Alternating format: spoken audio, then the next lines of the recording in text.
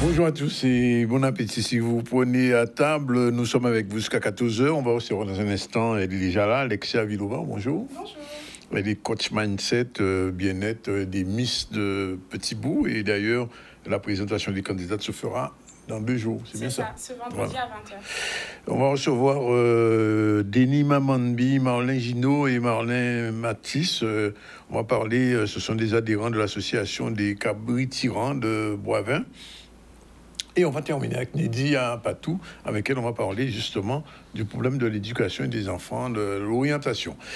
Sinon, l'actualité, on va en parler aussi, puisqu'il y a beaucoup de choses dans l'actualité aujourd'hui. C'est l'atelier de la labellisation des aînés de la ville de Petit Bout. Petit Bout est à l'honneur aujourd'hui. C'est un reportage de Vianney Valverde, j'imagine. Ensuite, autre sujet... le fruit à pain, puisque c'était la fête du fruit à pain ce week-end au Lamentin, comme chaque année. Vous savez très bien que le fruit à pain, on connaît ça bien, on connaît très bien ici, puisqu'on a chaque quinzaine une émission, une chronique sur l'instant fruit à pain. Et donc, ce week-end, ça a été extraordinaire. Dommage, j'en partais là. Bon. Et avant-dernier sujet, c'est le micro-trottoir sur la situation du SMERAG, c'est-à-dire l'eau, le problème de l'eau, le prix de l'augmentation, etc., etc. Il y a un rapport aussi de la Chambre régionale des comptes sur ça, on en parlera. Et puis on parlera de ce boycottage interculturel caribéen qui s'est déroulé à l'Oricisque, à l'initiative du maire de Pointe-à-Pitre. Voilà un petit peu ce qui fait le sommaire. Merci encore d'être avec nous. Et on vous retrouve tout à l'heure pour l'actualité, mais on va recevoir d'abord cette ancienne Miss. Bonjour, merci d'être avec nous. Merci à vous. Quand on a été Miss après, comment on vit ça après? C'est un changement, je dirais, dans la vie en tant que femme. On devient beaucoup plus féminine, il y a un gain de confiance, et puis après, les années passent et on continue sa route. Bon. Et c'est ça qui a déterminé que vous soyez coach aujourd'hui, mindset? Alors, pas tout à fait. Enfin, c'est pas directement lié. Du coup, j'ai eu d'autres expériences, entre guillemets, qui m'ont permis d'arriver à cette profession aujourd'hui. Mais je suis toujours restée très proche, du coup, du comité. Donc, c'est pour cela que c'est un plaisir pour moi d'accompagner les candidates aujourd'hui. Alors, quand on est Miss Petit Bout, on a la chance de pouvoir être Miss Guadeloupe après? On peut, oui, si on décide d'aller à l'élection. Moi, j'ai pas pu avoir cette occasion puisque j'étais pas majeure à l'époque. Et après, je suis partie. Il faut être majeur pour être Miss Guadeloupe? Oui. Enfin, en tout cas, il faut avoir effectivement 18 ans le jour de l'élection. Parce qu'après, il faut partir à Miss France, etc. Donc, moi, j'ai pas pu avoir cette occasion. C'était ma première dauphine qui m'avait représentée, du coup. Et après, je suis partie à mes études en France, à l'international. Donc, j'ai pas pu être présente pour les autres éditions. Et avoir été Miss Petit Bout, comme on va aussi dans la rue, les gens vous reconnaissent encore? Oui. Ça arrive encore, effectivement. Oui, surtout à Petit Bout. Oui. Alors, la préparation, la présentation des candidates, c'est après-demain. C'est ça. Il y en a combien déjà? Alors, elles sont 12 normalement. 12? Oui.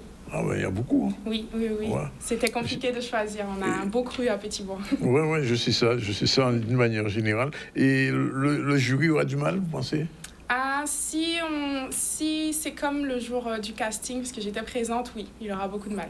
Parce que quand il y a 12 candidats, ça veut dire qu'il y avait davantage... Oui, c'est ça. Ah bon? Au total, alors si je ne dis pas de bêtises, elles étaient peut-être une quinzaine. Au total, il y avait plus d'une vingtaine d'inscriptions. 15 participantes le jour du casting. Et après, effectivement... c'est déjà beaucoup de réflexion, une évaluation aussi sur du coup, le test de culture générale, leur démarche, leur élocution. Enfin, c'est déjà un premier passage qui est sélectif. Et donc, ça veut dire qu'il y a trois jeunes femmes de Petit Bout qui n'ont pas eu la chance d'accéder Malheureusement, cette année, elles n'ont pas pu effectivement, mais elles pourront toujours retenter leur chance l'année prochaine.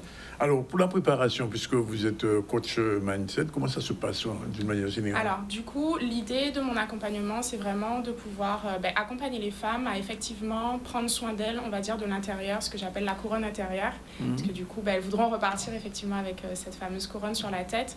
Mais c'est important que je leur explique que du coup, prendre soin de soi et se valoriser, c'est important parce que c'est le reflet après qu'on a, et notamment sur scène, mais aussi dans sa vie.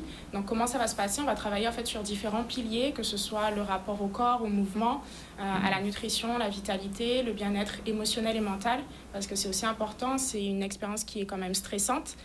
C'est stressant, il faut avoir un peu de courage, c'est pas tout le monde qui peut passer comme ça sur scène devant 300, parfois 500 personnes. Ça demande quand même un certain courage de parler, de présenter un projet, puis de passer en maillot de bain aussi. Donc voilà, c'est quand même une expérience challengeante. Aujourd'hui, pour être Miss, il faut pas seulement être jolie. Non, pas du tout. Et justement, c'est le pourquoi, je dirais, de mon accompagnement. C'est vraiment de pouvoir leur montrer qu'en fait, cette élection, alors elle aura lieu, il y aura une qui sera l'heureuse élue, je dirais. Et par la suite, il faut quand même comprendre que ce n'est pas que la beauté plastique qu'on juge. Il y a aussi le projet, il y a la démarche, l'élocution, enfin tout ce qui est lié au physique, certes, mais il y a aussi la personnalité en fait, qu'on élue et que par la suite, il faut aussi soigner tout cela, quoi. Alors, d'une manière générale, les candidates, les 12 là, ce sont toutes des futures étudiantes, des jeunes qui passent le bac ou bien... Alors, on a un public varié, on a des étudiantes, mais on a aussi des femmes qui travaillent déjà. De mémoire, on a une infirmière, du coup, on a des femmes qui travaillent dans le commerce. Donc, on a un public qui est différent. L'âge minimum, c'est quoi? Alors, 16 ans, je crois. Et non, maximum, 17 ans, pardon. et maximum? 17 ans. Il n'y a pas de maximum. Ah, il n'y a plus de maximum? Non, je ne pense pas qu'il y en ait un, peut-être. Alors, le maximum après pour Miss France, je crois qu'il a été enlevé aussi. Oui, donc, oui, c'est vrai, parce que la Miss France de l'année dernière a plus de 30 ans, je crois. Exactement. Donc, en vrai, nous, notre objectif, justement, c'est de permettre à la candidate ensuite d'aller à Miss Guadeloupe pour participer à Miss France. Donc, en soi, ce ne serait pas logique de mettre une limite à ce niveau-là. Alors, ça veut dire que, par rapport à ce qu'on m'a dit tout à l'heure, qu'une Miss Petit-Bourg aujourd'hui, elle doit avoir 18 ans au jour de Miss Guadeloupe. De l'élection de Miss Guadeloupe, oui. Ah oui, on ne fera plus l'erreur de l'envoyer jeune. Oui. Oui.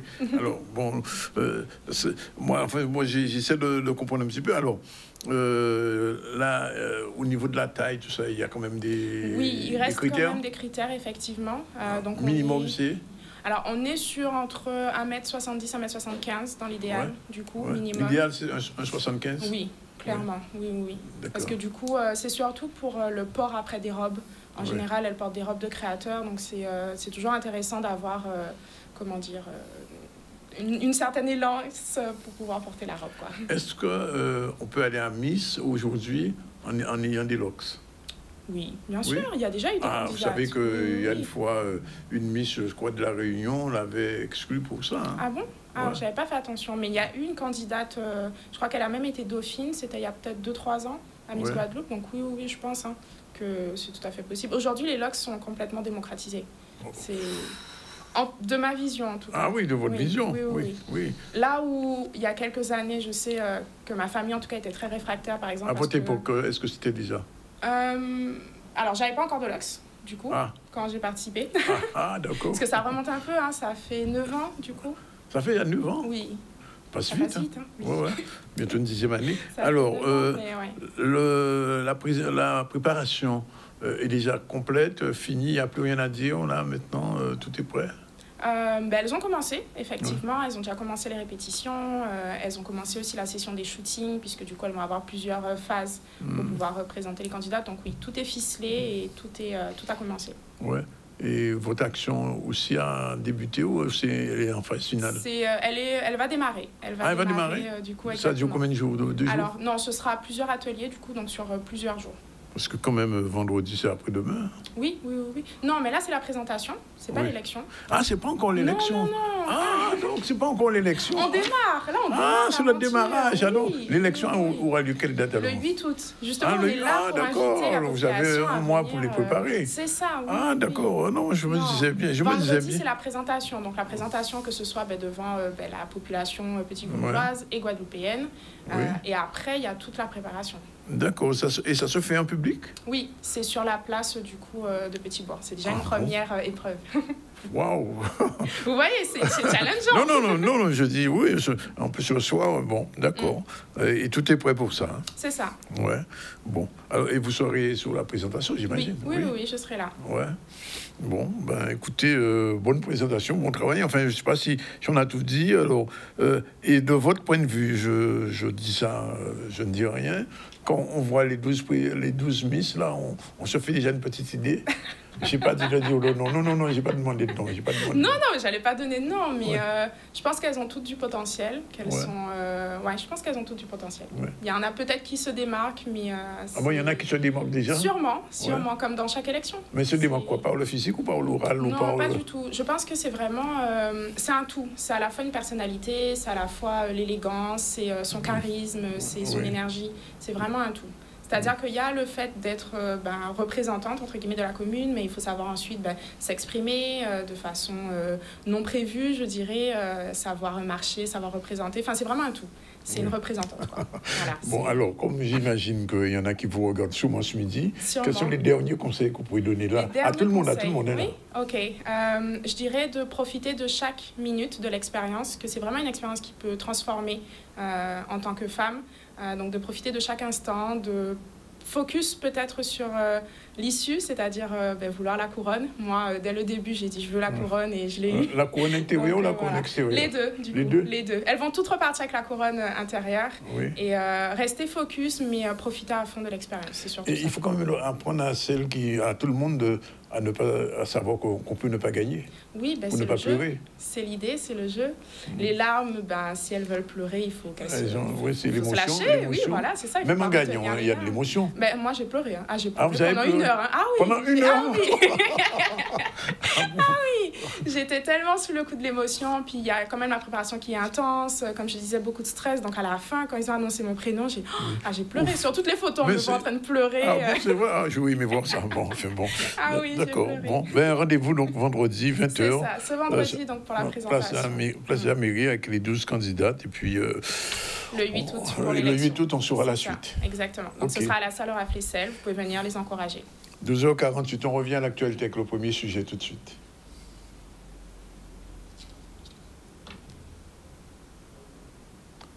Pas encore prêt? Le premier sujet. La ville est dans une démarche Ville amie des aînés. Démarche qui vise à lutter contre l'agisme et à favoriser l'inclusion sociale. C'est-à-dire que nous avons débuté hier avec plusieurs ateliers et aujourd'hui, nous poursuivons avec des ateliers qui sont en rapport avec le vieillissement de la population, avec le défi du vieillissement. Nous avons l'atelier du bien vieillir, l'atelier d'aménagement des espaces, l'atelier de l'habitat. Donc, nous allons travailler essentiellement sur ces différents ateliers. La chance d'accompagner la ville de Petit-Bourg sur cette démarche Ville amie des aînés. Et la question, c'est comment on fait en sorte que le territoire soit adapté à tous les enjeux du vieillissement et de l'avancée en âge. Et pour ça, on part toujours de la parole des habitants. On se base sur ce que vivent les gens, sur ce que vivent les habitants et leur ressenti au quotidien, pour ensuite pouvoir en discuter avec les élus, les services, les partenaires de la ville sur ce qu'on peut faire. Mais le point de départ, c'est toujours la parole des habitants. Je trouve que c'est une excellente initiative parce que pour l'heure, la ville, à ma connaissance, a déjà une politique très, très orientée sur les seniors dans plusieurs domaines. Et donc, c'est une démarche qui vise à aller plus loin, s'améliorer et puis certainement apporter des réponses plus adaptées. Donc, ça me paraît extrêmement pertinent. Pour nous, seniors, on risque d'avoir une amélioration des services qui sont produits jusqu'ici et il y a tout lieu de s'en réjouir. Voilà, il est déjà 12h50. On va faire un petit tour vers le Lamentin. Le Lamentin, c'était la fête du fruit à pain. Vous savez que depuis quelques années, une association qui s'appelle Nouvelle Voie fait un travail extraordinaire autour du fruit à pain, puisque maintenant, fruit à pain en toute sauce, tout le monde en mange. Vous en mangez? Oui, bien sûr. Oui, ah oui, j'ai un pied fruit à pain côté de la maison. Hein. Ah d'accord, bon, ça me rassure. En nature. Ouais. Et ça empêche de grossir, paraît-il, en plus. Ah ouais, c'est vrai. Ouais. Oui, parce qu'il y a moins de gluten que dans les autres... Ça n'empêche pas de grossir, mais c'est un bon aliment. C'est un bon aliment nutritionnel, c'est ça. Vous êtes bonne cuisinière? Oui. Ah, en plus, bon. J'aime manger, il faut savoir cuisiner. Ah, d'accord, santé de le savoir. Bien, alors, de toute façon, on repart là, tout de suite au Lamentin. Bon, comment ça s'est passé dimanche dernier, cette grande fête du fruit à pain. Il y avait des invités de la Caraïbe. C'était vraiment un moment important et intense. Reportage.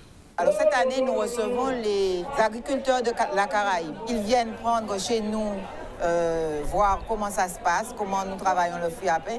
Et eux aussi nous apportent leur expérience, savoir comment, ce qu'ils font avec le fruit à pain. Mais c'est vrai que c'est très intéressant et ils sont très heureux d'être là.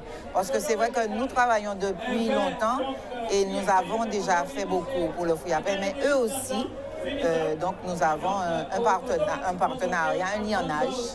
Je propose des acras de lambi aux fruits à pain, des nems à base de fruits à pain morue, fruits à pain poulier, fruits à pain thon.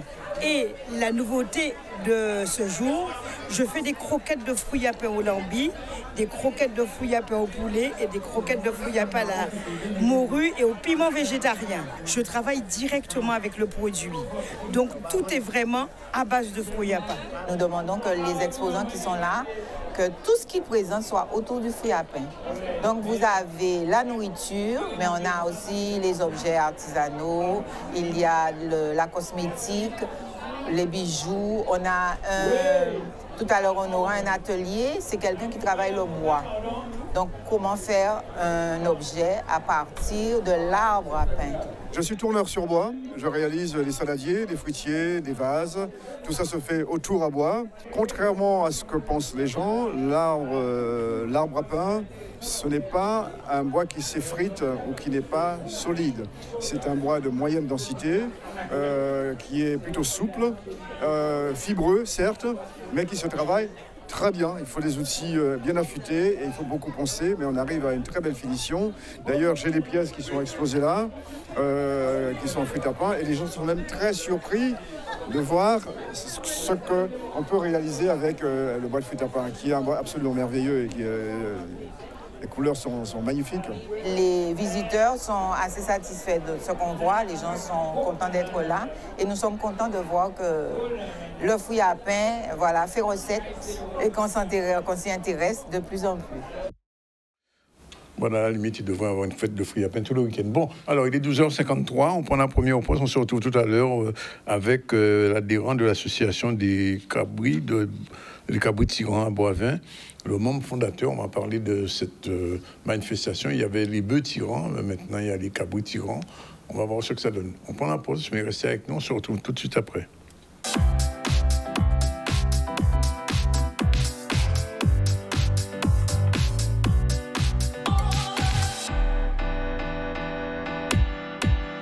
Il est 13h02 dans le ZCL News aujourd'hui. Alors, vous savez que depuis des années, il y avait les bœufs tirants.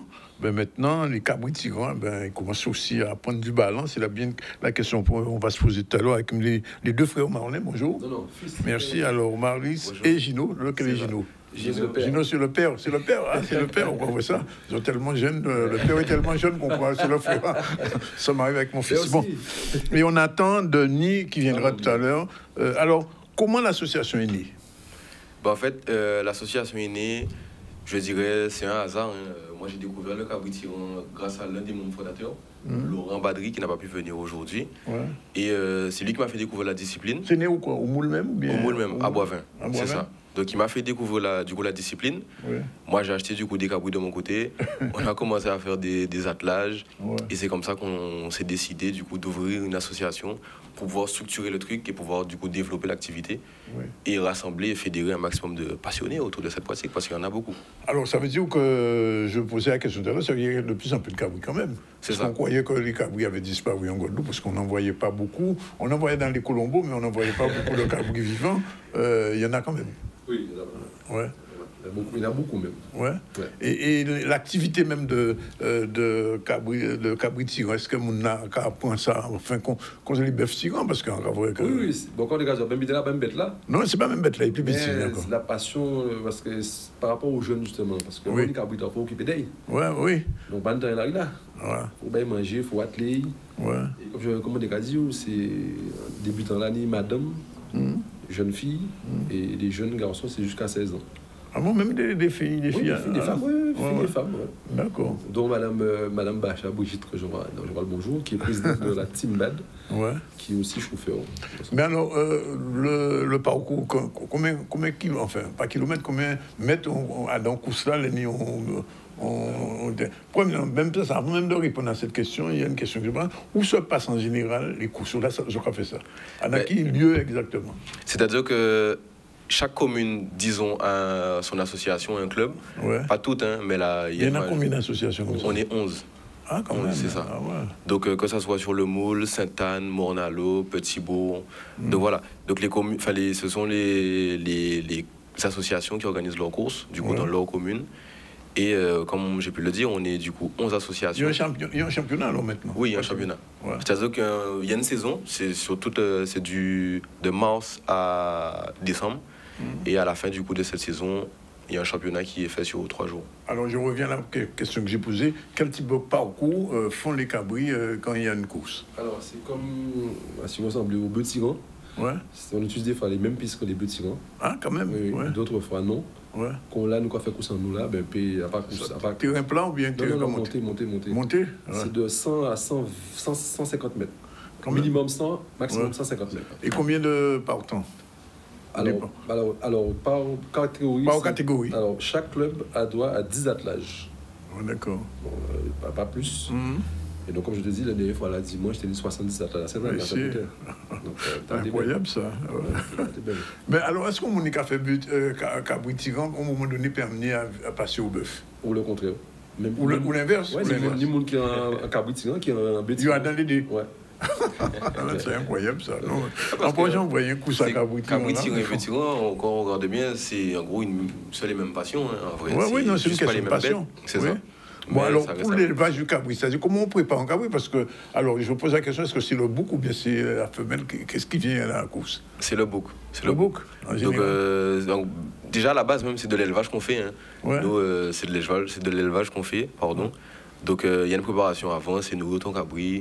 Le faire devenir du coup le plus gros possible et l'entraîner surtout parce que pas parce que tu es gros que forcément tu vas tirer donc voilà c'est un athlète, le cabri c'est un athlète. Oui, non mais dans ma jeunesse j'ai eu un petit cabri, il était quand même assez haut. Alors on fait pousser le cabri vraiment.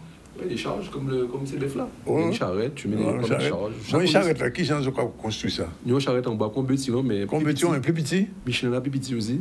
C'est même cabrette là mais plus petit. C'est même cabrette là. Et qui m'a fait ces cabrettes là? Les charrettes ou les cabris?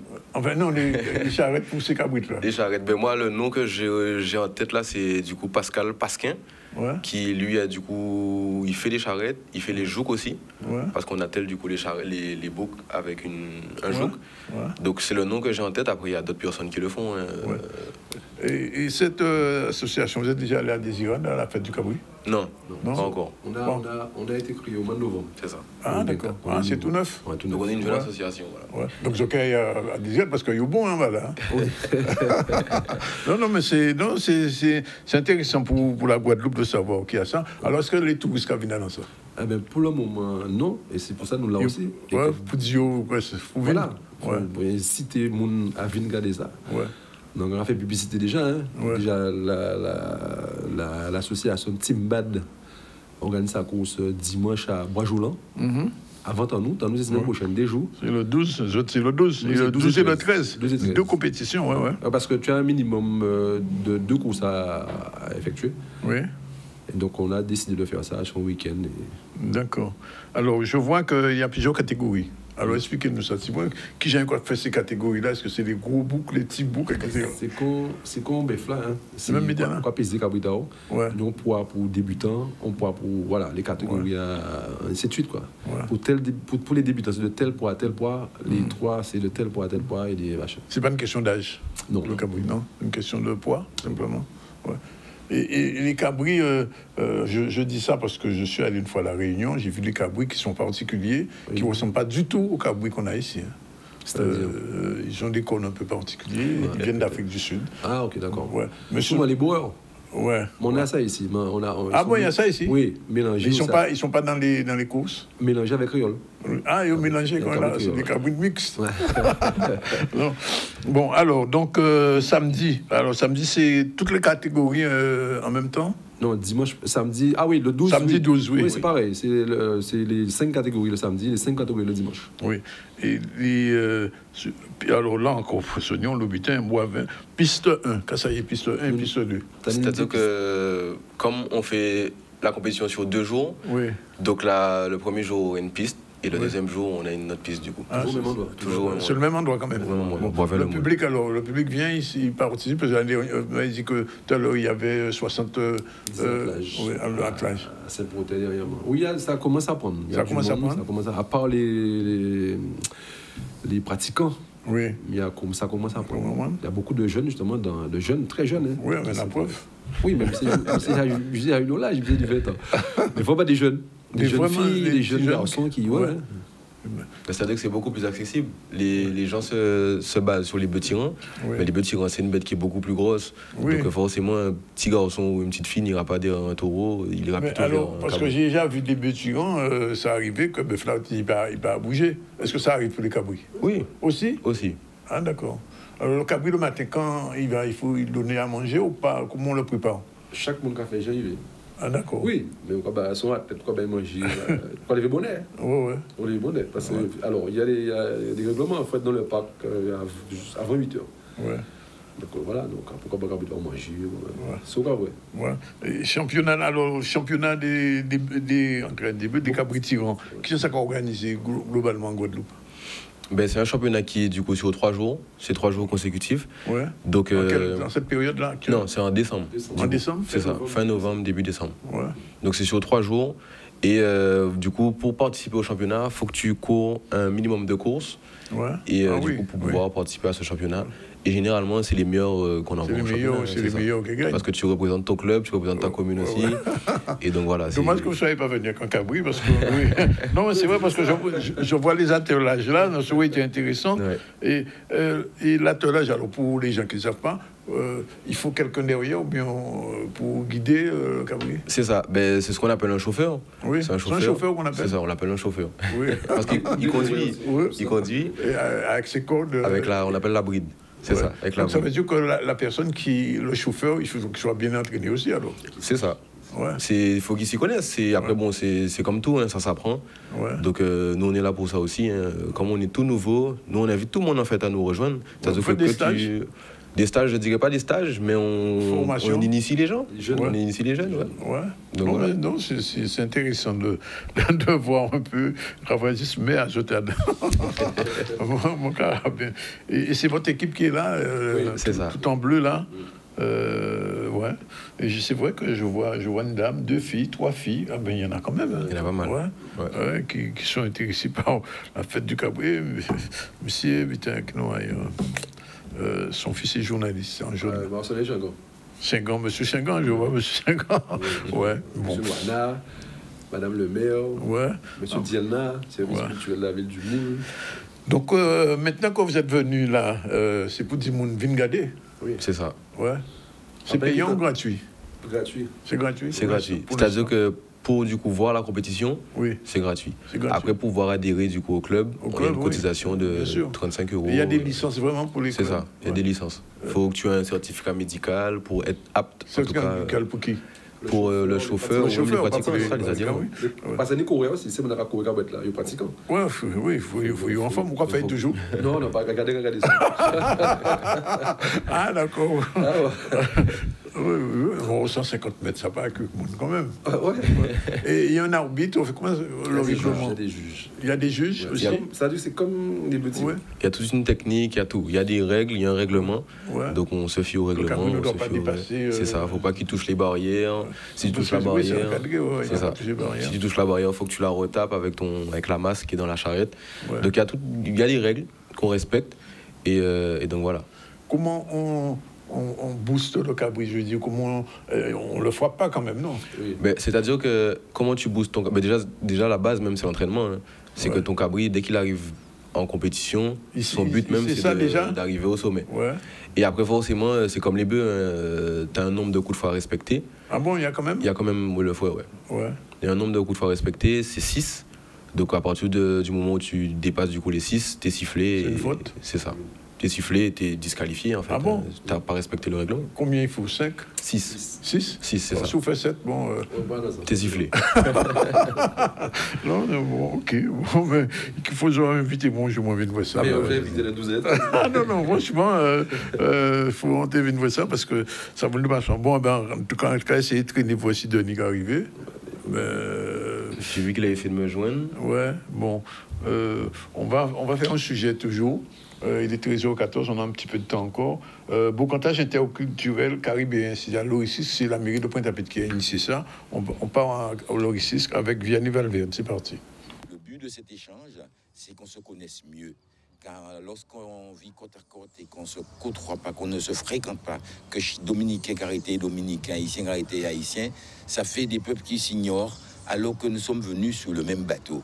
Nous avons été arrachés de l'Afrique et répandus sur des plantations. Mais cette dispersion des enfants de l'Afrique ne doit pas nous faire perdre le fil conducteur de l'amour qui doit nous habiter, car nous, c'est frères et sœurs. Dans notre résidence, il y a de nouveaux locataires. Il y a plusieurs communautés, les gens de la République dominicaine, les Dominicains, les Martiniquais, les Guadeloupéens, les Haïtiens. Et les gens se regardent un petit peu sans oser aller les uns vers les autres. Et si on veut un meilleur vivre ensemble dans la résidence, il faut que tout le monde se connaisse. D'où la manifestation de ce soir, autour de danse, de musique, de chants traditionnels de chaque pays, autour aussi d'échanges de paroles où chacun explique comment il comprend le vivre ensemble. Et ensuite, nous aurons un petit pot autour de nos mets guadeloupéens. Lorsque nous faisons des réunions au sein de l'association, nous observons des remarques un peu par rapport aux habitudes des uns et des autres, et dont nous ignorons un peu la culture. Donc l'idée, c'était de mieux se connaître pour échanger et s'accepter, mais aussi vivre en toute convivialité et respecter notre cadre de vie. United, we stand, divided we fall. Quand on est unité, on est une seule drapeau, on est une seule peuple. On est tous dans le CARICOM. Alors donc on est dans le CARICOM, il faut soutenir un et l'autre. Il faut très soutenir un et l'autre. Qui c'est Haïti, qui c'est Saint-Domingue, qui c'est la Martinique, qui c'est la Guadeloupe, qui c'est la Dominique. Voilà, 13h16. On continue l'information puisqu'il y a eu un micro-trottoir. Vous savez que le SMJAG a connu quelques difficultés. Il y avait hier une assemblée générale. Vous savez aussi que la Cour régionale des comptes a visité, on peut dire, de façon très précise la situation du SMJAG. Et c'était l'occasion pour nous, Maxime Morel, de faire un sondage dans les rues, poser les gens une question parce que beaucoup de gens sont encore insatisfaits parce que le problème qui se pose, il faut le savoir, c'est que le CMJAG dit que beaucoup de Guadeloupéens ne paient pas l'eau. Or, les gens ne paient pas l'eau. Pourquoi? Parce que l'eau n'est pas de qualité. Parce que l'eau, il y a beaucoup de coupures d'eau aussi. Je connais une section aux Abîmes où les gens sont restés 1 mois et demi sans une goutte d'eau. Alors qu'ils ont payé de l'eau, alors qu'on n'a pas ni de l'eau là. Et donc, on a posé la question à des Guadeloupéens dans la rue. Reportage Maxime Morel et Louis Sonébon. C'est pas. C'est très complexe, hein, la situation du syndicat de l'eau. C'est critique quand même, hein? Très critique. Oh, mauvaise. Ça aurait pu être dans cette situation-là, c'est pas normal tout ça. C'est pas la question de tout l'employé. Il faut mal au boulot, c'est tout. Avant le syndicat de l'eau, il y avait déjà des problèmes au niveau de l'eau, il y avait des problèmes au niveau de la structure qui concerne l'eau. Donc le syndicat de l'eau, je ne sais pas qu'est-ce qu'ils ont ramassé à part des problèmes. Imaginez-vous, nous sommes dans un pays Français, aucune ville ni commune de métropole n'a ce problème-là. Alors pourquoi nous? Nous qui sommes des usagers de l'eau et qui payons nos factures, on ne comprend pas. On ne comprend pas. Ça traîne depuis trop d'années, ça. Ils ont coupé une structure, des gens profitaient, ils ont mis une structure, je ne sais pas qui en profite, s'ils sont les mêmes, s'ils sont sensiblement les mêmes, ils ont rajouté d'autres personnes. Mais en fait, il n'y a rien qui est contrôlé, l'argent part, on ne voit pas qu'est-ce qui se passe et les structures sont toujours les mêmes, les problèmes restent. J'espère qu'ils vont trouver une solution pour les gens parce qu'ils souffrent énormément. Il faut que les Guadeloupéens se mettent debout pour faire valoir tout ce qu'ils veulent avoir comme tout Français. J'ai espoir. Et dites-vous que dans mon quartier, depuis 2 semaines, on a de l'eau un jour sur 2. C'est nouveau, ça. Qui m'envoie de l'eau potable et on va discuter après. Voilà, ben, vous avez un petit peu l'opinion de quelques Guadeloupéens. Bien sûr, ce n'est pas un sondage, ce sont des gens qu'on a, des propos qui ont été recueillis dans les rues, mais globalement, les Guadeloupéens ne sont pas satisfaits de ce syndicat. Alors, entre-temps, M. Denis Mamadbi est arrivé. Bonjour. Bonjour tout le monde. Merci d'être avec nous. Et on parlait de cabri tyran, et ils ont expliqué un peu comment ça se fait, mais vous êtes boucher. Oui, effectivement. Oui. Alors, c'est que la question que j'avais posée tout à l'heure, est-ce que les cabris tyrans finissent chez vous? Tout à fait. Donc, ma profession également, c'est fournisseur dans la boucherie. Donc, également, oui, effectivement, on a des cabris qui sont arrivés en boucherie un peu... Ouais. Pas tout le temps, mais... Oui, pas tout le temps. C'est pas le but de l'association, c'est ça. C'est le but de l'association. Oui. On est là pour encourager les jeunes, pour les amener à bien vouloir... à continuer cette activité. Oui. Et c'est une activité à laquelle vous êtes associé depuis combien de temps? Alors, c'est vrai qu'on a créé le club avec les membres du bureau, Gino, président, et moi-même, vice-président. Oui. Donc, on est là pour... on a commencé cette année. Bon, l'année dernière, on n'était pas en association, mais cette année, on a créé l'association pour... aider et accompagner nos jeunes de Bois-Vin également. Et puis, parce qu'il y en a beaucoup, j'ai vu l'image, il y a beaucoup de jeunes là. Oui, tout à fait. On a des jeunes vraiment dévoués, qu'on remercie d'ailleurs, hein, parce que sans eux, on peut rien faire. Donc voilà. Qu'est-ce qui motive un jeune à venir dans une association pour les cabris tyrans, à votre avis? Alors c'est vrai qu'au sein de la Guadeloupe, on va partir... Par exemple, sur les bœufs tyrans.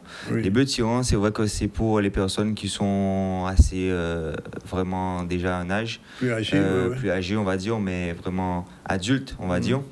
Les cabris, les jeunes de petit âge, de 7, 8, 10 ans. Ah bon, à partir de 7 ans quand même? Oui, ils sont petits à venir à l'association pour voir. Ils sont vraiment intéressés. Et...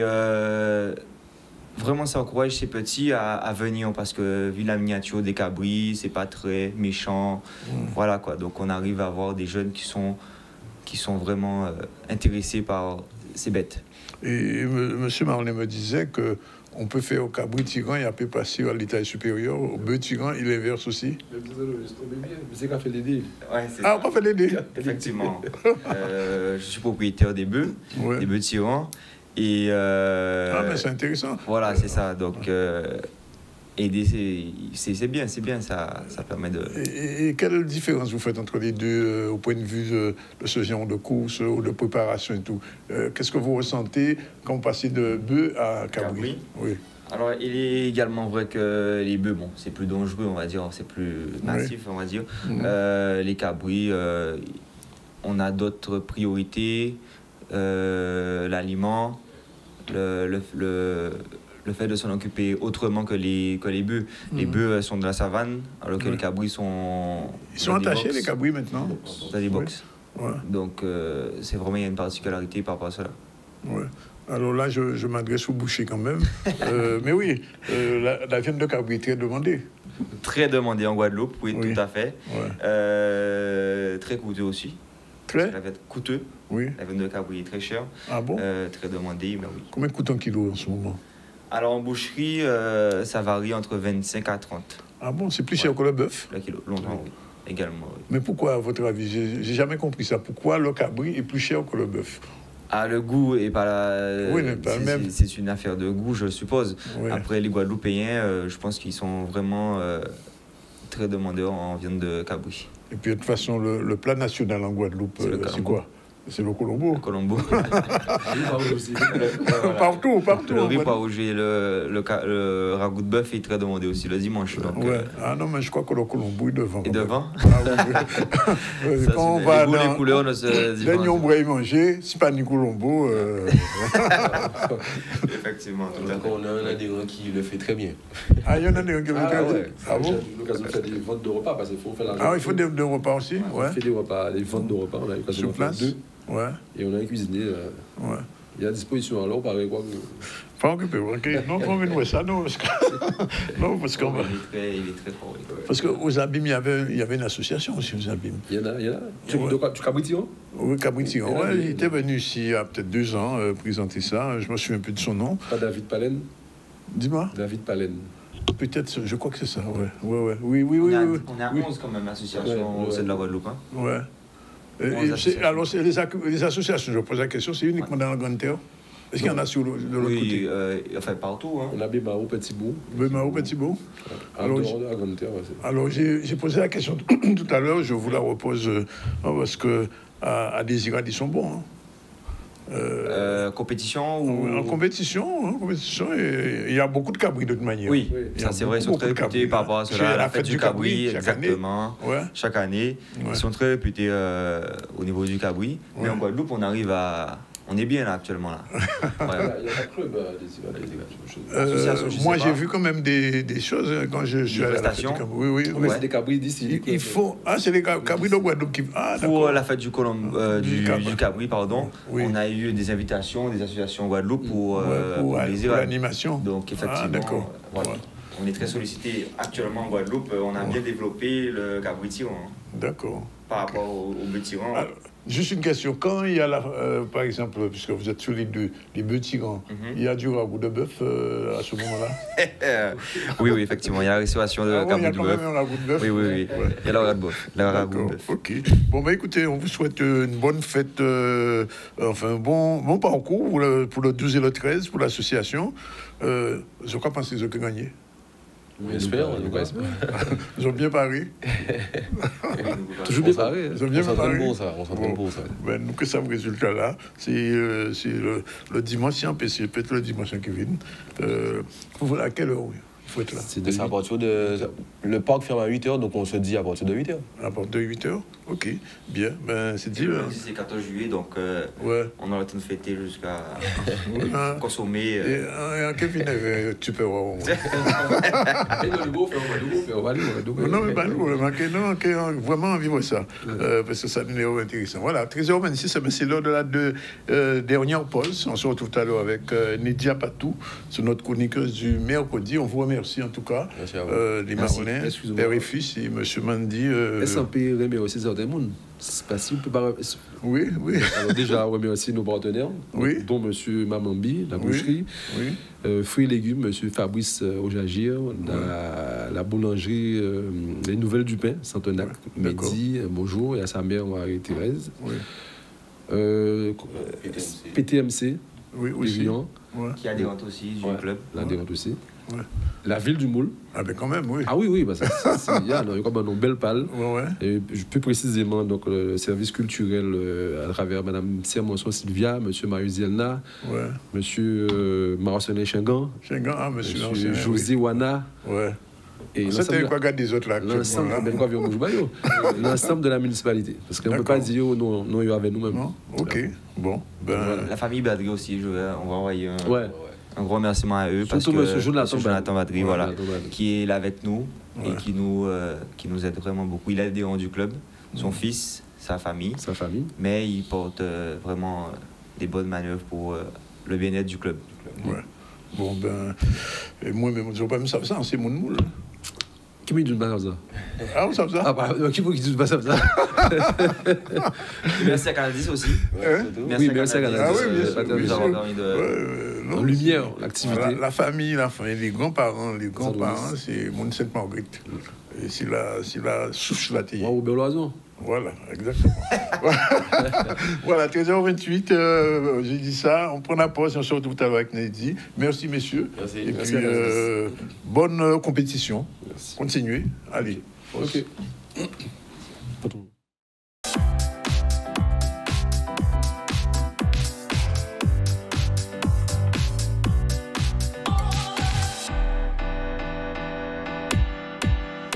Voilà, il est déjà exactement 13h37.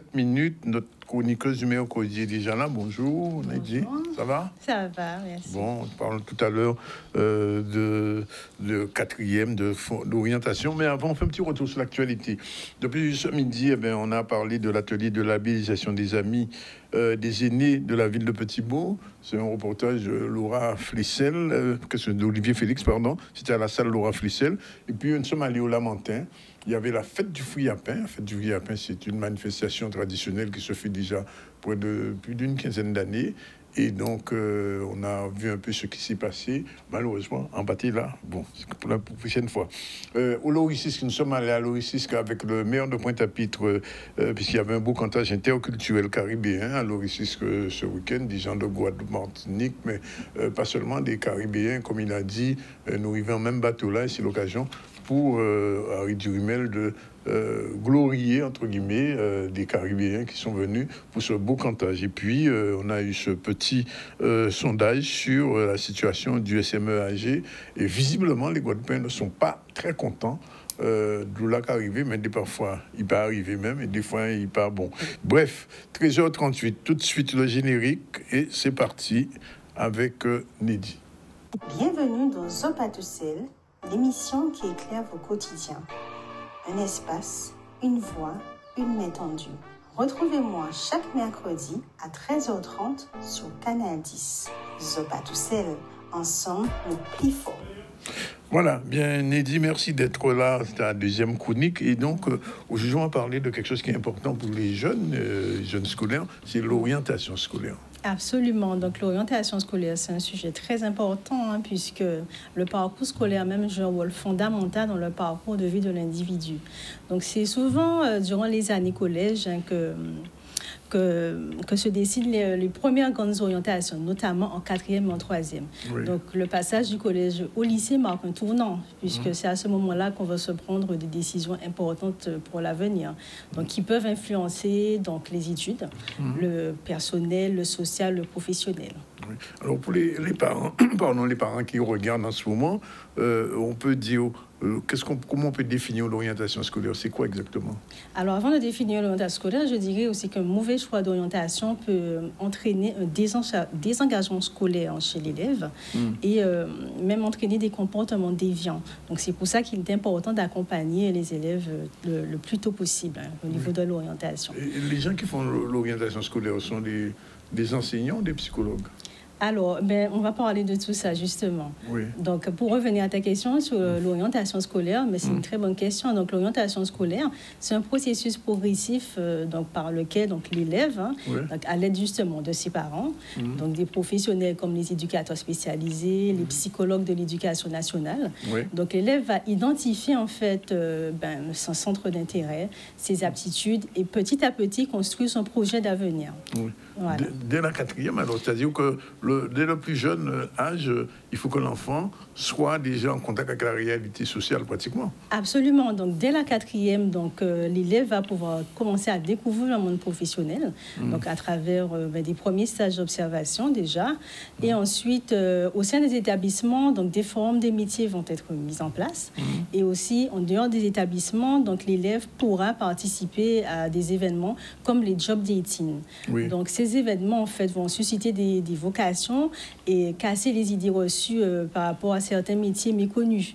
Donc, comme vous savez, maintenant, il y a de plus en plus de filières qui se développent, notamment, donc, on parle de plus en plus de l'agrotransformation ou le métier de praticienne. Donc, et les métiers de la mer aussi. Et les métiers de la mer, puisque depuis 2023, donc, Fouillol a ouvert une nouvelle licence, une licence professionnelle qui s'intitule tout simplement métier de la mer, donc c'est accessible. Et donc, c'est une formation d'1 an, donc avec des stages pratiques de 6 mois. Alors, voilà. Pourquoi parce que c'est important, puisqu'on est pratiquement à une journée des vacances scolaires, mais pourquoi la 4e, c'est une classe clé? Alors, la 4e, c'est une classe clé parce que c'est à ce moment-là que l'élève va entendre parler pour la première fois de la notion de projet personnel. Voilà. Donc, ils vont entendre parler aussi donc, des voies générales, technologiques, professionnelles. Donc, c'est là aussi qu'il va commencer à se situer, à savoir ce qu'il a envie de faire ou pas. Voilà.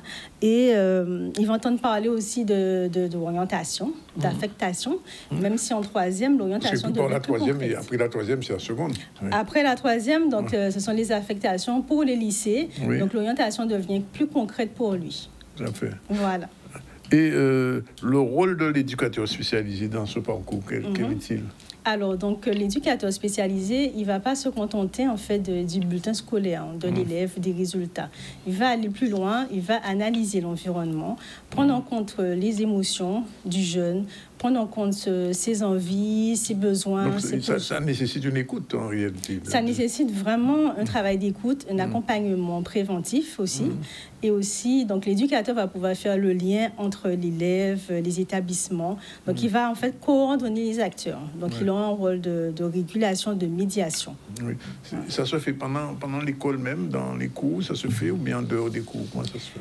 Alors, le parent peut prendre contact avec les éducateurs, un éducateur spécialisé, donc assez souvent, donc le CPE par exemple, il a connaissance des dispositifs qui existent, des organismes, et peuvent vous mettre en contact avec l'éducateur spécialisé directement, donc le professionnel. Alors on a d'un côté l'éducateur spécialisé, mais on a aussi les parents. On a aussi les parents, donc qui ont un rôle important puisqu'ils doivent accompagner les enfants. Donc, comme je disais, aux différents événements, au job dating. Donc, c'est très important. Donc, amener l'élève à découvrir le monde professionnel très tôt, cela permet d'élargir l'horizon, d'ouvrir les perspectives, créer des opportunités et lui permettre de réfléchir à la construction de son projet personnel. Donc, le parent a un rôle clé. Il a aussi un rôle de stimulation, puisqu'il va encourager l'élève tout au long de son parcours, visite, être présent pour les conseils d'orientation. Donc, voilà. Alors, Neddy, il y a souvent des parents qui regardent en ce moment, qui ont des enfants qui étaient en 5e, qui vont passer en 4e, ou des enfants qui étaient en 4e, qui vont passer en 3e. Quel est le message particulier on peut leur délivrer en ce moment? Alors, le message particulier, c'est de communiquer, vraiment communiquer avec l'ensemble des équipes éducatives, de communiquer avec les CPE. Si l'élève a une difficulté, de toute façon, l'établissement prendra contact avec le parent et de suivre un petit peu les démarches, de suivre les conseils prodigués par l'établissement et d'être présent, en fait, pour son enfant. D'accord. Donc, il peut avoir des difficultés, mais l'école, justement, va orienter, on le verra, vers les dispositifs adaptés. Alors, si je comprends bien, une bonne orientation, c'est une chance pour réussir. Exactement. Une bonne orientation, c'est vraiment mettre toutes les chances de son côté pour réussir. Oui. Voilà, pour éviter la déviance, pour éviter l'errance, la marginalisation. Alors, il y a l'élève, le parent et, bien sûr, les enseignants. Exactement. Et les professionnels de l'orientation. Et donc, c'est nécessaire que ce travail d'orientation commence très tôt. C'est nécessaire que ce travail commence très tôt pour que l'élève ne soit pas surpris et qu'il puisse être à même de prendre des décisions éclairées pour son avenir. Oui. Et ça. Et qu'est-ce qui est proposé? Il y a des rencontres, des salons, des forums. Comment ça s'organise? C'est ça. Donc, alors, donc j'ai eu l'occasion en tant que professionnelle, puisque vous le savez, je suis éducatrice spécialisée, de mettre en place des forums des métiers. Donc comment ça s'organise? On fait appel à différents professionnels de secteurs variés. Donc ça peut être justement l'agrotransformation dans ce domaine. Ça peut être aussi, on va faire intervenir le CIO. On va faire intervenir Forbin aussi, donc tout ce qui est la formation dans le domaine maritime, donc couture, on a travaillé aussi, voilà, donc c'est assez varié, la coiffure, voilà, vraiment, on essaie vraiment de rassembler tous les métiers possibles et les élèves, dès la 4e, on se rend compte qu'ils sont vraiment très intéressés en fait. Ils vont à la rencontre de ces professionnels, ils prennent des renseignements, ils posent des questions et on voit en tout cas qu'ils sont émerveillés puisqu'ils ont parfois une méconnaissance de certains métiers et surtout les métiers émergents. Et le rectorat aussi offre des informations. Bien sûr, donc déjà le CIO, donc avec l'aide de la psychologue de l'éducation nationale, le CIO va mettre à disposition, je donnerai plus d'informations dessus tout à l'heure, des informations sur de l'ensemble en fait des lycées de la Guadeloupe, des formations qui peuvent être, qui s'offrent aux élèves. Et donc il y a des CIO un peu partout. Alors, autre chose, alors, 4e, 3e, c'est à partir de la 3e, on change d'orientation, on choisit un peu pour son lycée. Comment ça se passe? Exactement. Donc, là, à partir de la 3e, donc, en fonction des besoins de l'élève, de ses souhaits, donc l'élève va être orienté voilà, en fonction du choix des résultats et aussi du conseil de classe également, de l'avis du conseil de classe. Ouais. Donc, le rectorat a un rôle clé. Il va vraiment piloter les orientations, coordonner un peu tout cela. Voilà. Et je vois qu'il y a des centres qui sont particuliers, qui font focus sur ça. Par exemple, le Guadeloupe Formation. Absolument, oui. C'est ça. La Guadeloupe Formation. Donc là, c'est vraiment pour les élèves qui pensent, comment dire, c'est accessible à tous. Donc la particularité de ces organismes, c'est des poussavlis écrits, comptés, mais si vous n'avez pas ni diplôme ni qualification, tu peux t'inscrire. Oui. Donc ça, c'est un avantage. Donc j'ai eu à accompagner justement des jeunes qui sont en situation d'errance, livrés à eux-mêmes, qui font du vélo toute la journée et qui n'ont pas connaissance des dispositifs existants. Et voilà, et leur permettre d'aller à l'information, justement, les accompagner. Ça suscite une motivation chez eux et puis ils s'insèrent. Ils ont l'envie de s'insérer parce qu'ils savent qu'ils ne sont pas tout seuls. Alors, il y a quand même une question qui se pose de plus en plus. Parce que moi, j'étais enseignant, c'est le problème des décrochés. En décrochage. Est-ce qu'on peut rattraper un enfant qui est décroché? Alors, absolument. Donc, en fonction de la situation, donc, il y a des dispositifs internes au collège, justement, comme la SECPA, donc section d'enseignement général professionnel et adapté. Donc, c'est vraiment une classe qui s'adapte en fait au rythme des élèves. Donc, ce sont des élèves qui ont besoin d'un petit peu plus de temps pour apprendre. Plus d'accompagnement aussi. Exactement. Ils ont besoin de plus de temps pour comprendre. Et donc, ils auront des ateliers pratiques. Voilà. Donc, ils vont étudier les fondamentaux, la lecture. Ce ne sont pas des élèves qui ont... Ils ont, on va dire, potentiel normal, intellectuel normal, mais sauf qu'ils ont des difficultés un petit peu plus visibles, plus profondes que les autres. D'accord. Voilà. C'est la dernière question que je vais poser. Est-ce que c'est un métier difficile d'être éducateur spécialisé? Alors, c'est un métier difficile. Tout dépend de la personne qui a choisi ce métier. Si on choisit ce métier, on sait qu'on doit être engagé. On sait qu'on doit accompagner des personnes.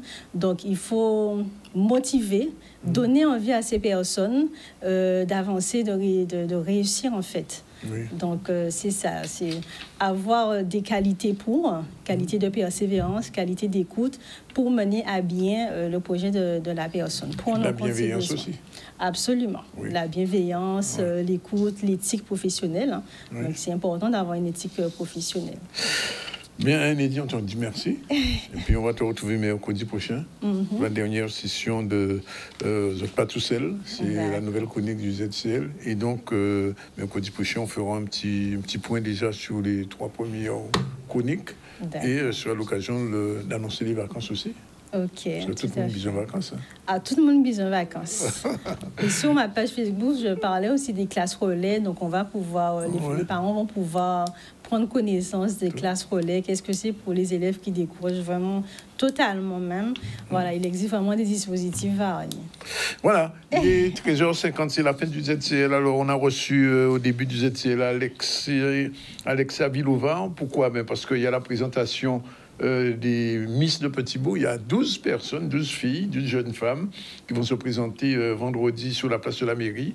Et Alexia Vilova, les coachs mindset, et donc elle nous a expliqué comment on propose, comment on forme ces ces gens, ces jeunes femmes qui vont se présenter au concours au mois d'août. On aura l'occasion d'y revenir. On a reçu après Marlin, Gino Marlin, plus Denis Mabandi. Pourquoi? Même parce qu'il y a le week-end prochain, c'est-à-dire le 12 et le 13, l'association des cabris tirants de Boivin qui organise donc une course.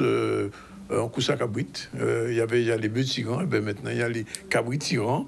Et donc, dans toutes les catégories, ce sera sur les 2 jours. Et nous a expliqué ça. Et puis, on vient de terminer avec Neddy, notre nouvelle chroniqueuse, qui nous a expliqué un petit peu le problème de l'orientation scolaire. Ça qui est très important, puisque je lui dis... on est le 2, après-demain, c'est la fermeture des classes et les parents qui ont écouté l'émission. Si vous voulez savoir un petit peu plus, vous avez pris en cours sur le Facebook de Canal. Vous pouvez revoir l'émission totalement. Voilà. Sur l'information, on a parlé des ateliers de labellisation des Amis de la Ville de Petit-Bourg. Ça s'est passé à la salle Laurent Flessel la semaine dernière. Fête du Friapin, c'était dimanche dernier au Lamentin.